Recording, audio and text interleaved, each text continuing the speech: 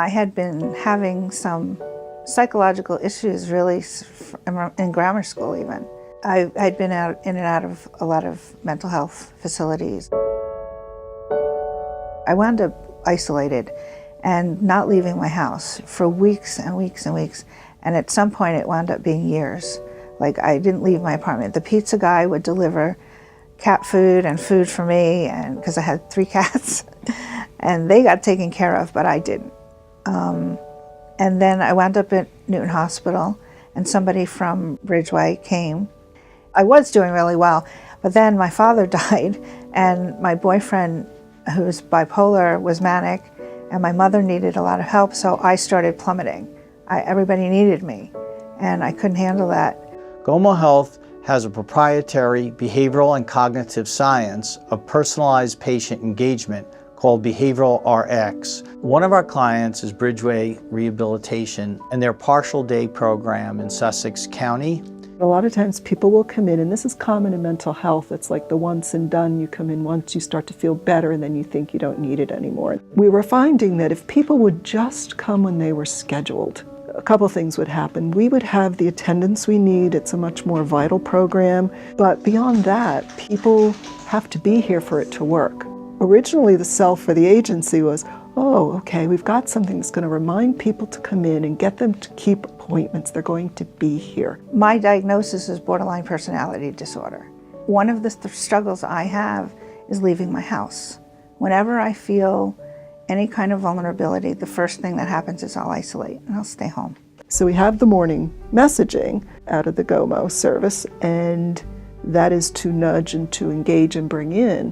When I would get my message every morning, it just reminded me that I was connected to something bigger. It reminded me of the good things here.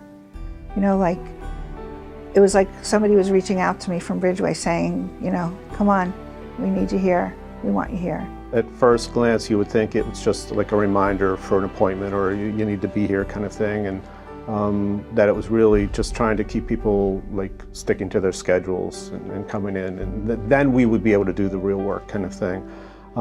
But it's more than that, because the messaging is the same thing that we would share. The messaging is something that was also written by other members of the program, so it's their words, it's their encouragement to one another. So it takes on a different level of credibility and, I think, legitimacy in terms of like people believe it. Part of our science is how to engage a person in a cognitively sound way that maximizes their memory storage of the types of things we want them to retain and enables them to recall them at the time we want to recall them. So I get messages with an activity, and very often the activities are things that get me outside of my head. For example, you know, make a phone call to a friend tonight or today, or something that really takes me outside of my bad place, because I'm thinking about someone else, something outside of me.